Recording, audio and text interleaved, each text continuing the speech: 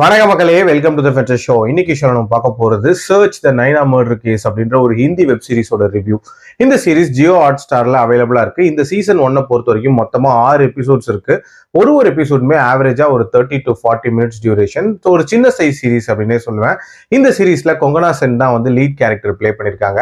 ஒரு டேனிஷ் சீரிஸை மையமா வச்சு அமைக்கப்பட்ட ஒரு மர்டர் மிஸ்ட்ரி த்ரில்லர் தான் இந்த சீரிஸ்.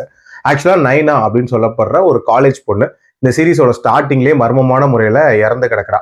அந்த இன்வெஸ்டிகேஷனை யார் கையில எடுக்கிறா அப்படின்னா நம்ம ஏசிபியான கொங்கனா சென் தான். இவங்களுக்கு அந்த ஸ்டேஷன்ல அன்னைக்கு தான் வந்து லாஸ்ட் நாள்.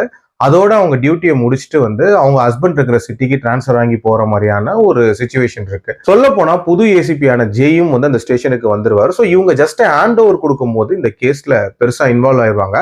ஸோ அந்த கேஸை முடிச்சு கொடுத்துட்டு தான் அதுல இருந்து வெளியே போற மாதிரியான ஒரு சிச்சுவேஷன் உண்டாகுது.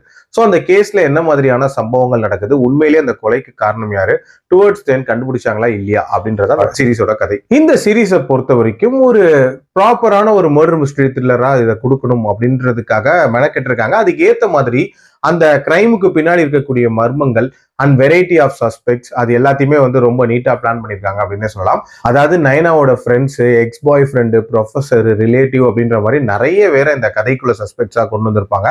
அது ரிலேட்டடா கொண்டு போற இன்வெஸ்டிகேஷன் அப்படின்றதும் ஓரளவுக்கு என்கேஜிங்காவே இருந்துச்சு. அதே மாதிரி இந்த சீரீஸ்ல வந்து நம்ம ஹீரோயினுக்கு வந்து ஒரு டீனேஜ் பொண்ணு இருப்பா அப்படின்ற மாதிரி காட்டியிருப்பாங்க. ஸோ இந்த நைனா கேஸ் அவங்க இன்வெஸ்டிகேட் பண்ண ஆரம்பிக்கும் போது தன்னோட பொண்ணு மேலேயும் ஒரு சில இன்செக்யூர்னஸ் இருக்கும் அப்படின்ற மாதிரி காட்டியிருப்பாங்க. அந்த போர்ஷன்ஸ் அப்படின்றது ஓரளவுக்கு நல்லாவே எடுத்திருந்தாங்க. அண்ட் ஸ்டார்டிங்ல இருந்து எண்டு வரைக்குமே பாத்தீங்க அப்படின்னா பெருசா போர் அடிக்காம ஒரு சின்ன மிஸ்ட்ரியை மெயின்டைன் பண்ணியே தான் கொண்டு போயிருப்பாங்க. அதுக்கும் ஒரு பாராட்டுகள் சொல்லலாம். அண்ட் டுவர்ட்ஸ் தி எண்ட் அந்த கிளைமேக்ஸ் அப்படின்றது வந்து ஒரு வித்தியாசமான கிளைமேக்ஸா இருந்தாலும் எனக்கு ஒரு விதமான இன்கம்ப்ளீட்டான ஒரு ஃபீல் அப்படின்றது கொடுத்துச்சு அப்படின்னே சொல்லலாம். மேபி அடுத்த சீசன்ல இதுக்கான விடைகள் அப்படின்றத வந்து கண்டிப்பா சொல்லுவாங்கன்னு எதிர்பார்க்கலாம். அது மட்டும் இல்லாம இதுல வந்து ஒரு பொலிட்டிக்கல் பார்ட் ஒன்று காட்டியிருப்பாங்க. அதாவது ஒரு பொலிட்டீஷியன் அவனுக்கு சப்போர்ட் பண்ணக்கூடிய 2 நபர்கள்ன்ற மாதிரி அந்த போர்ஷன் அப்படின்றதெல்லாம் இன்னும் கொஞ்சம் இம்பாக்ட்ஃபுல்லா எடுத்திருக்கலாம். ஓவரால் என்ன பொறுத்த வரைக்கும் கண்டிப்பா ட்ரை பண்ணி பார்க்கக்கூடிய ஒரு சீரிஸ் தான். என்னோட ரேட்டிங் இந்த சீரிஸ்க்கு 3 out of 5.